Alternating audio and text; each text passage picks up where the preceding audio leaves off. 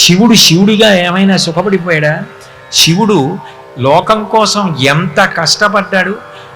దేవతలు తమకి ఉన్న సుఖాలు చాలవని అమృతం కోసమని పాలసముద్రాన్ని చిరికితే ఆ పాలవెల్లి లోపల అప్పటికప్పటికి మంద రాగము తిరిగన్ చప్పుడు నిండెన జండము చెప్పిడిది మధుని చెవులు చిందరకొని ఎన్నాలోల జలధి లోపల నాలో నహి విడిచి గీలా కోలాహలమున హాలాహల విషము పుట్టె అవనీనాథ.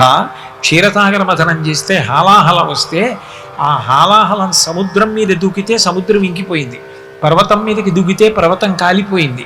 అది దూకుతూ వెళ్ళిపోతుంటే భూమి అంతా కాలిపోతుంటే దేవతలందరూ పరిగెత్తుకుంటూ కైలాసానికి వెళ్ళి స్వామి నువ్వు తప్ప మమ్మల్ని ఎవరు కాపాడతారయా, హాలాహలం నువ్వు పుచ్చేసుకో అన్నారు.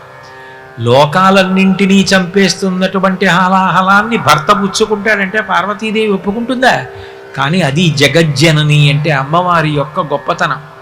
ఆ తల్లి మీద ఎంత ప్రేమ అంటే శివుడికి వెళ్ళి నచ్చ చెప్పుకున్నాడు, లోకం కోసం హలాహలం పుచ్చుకుంటాను పార్వతి అని.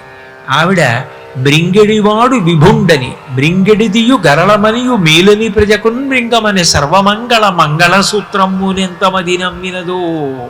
తన మంగళసూత్రం మీద ఎంత నమ్మకమో, లోకంలో అందరి పసుపు కుంకాలు కాపాడే మంగళసూత్రంలో నేనుంటే నా మెడలో మంగళసూత్రం ఉండగా హాలాహలం తాగితే మాత్రం పరమశివుడికి ఏమవుతుంది? తాగేమంది ఆవిడ.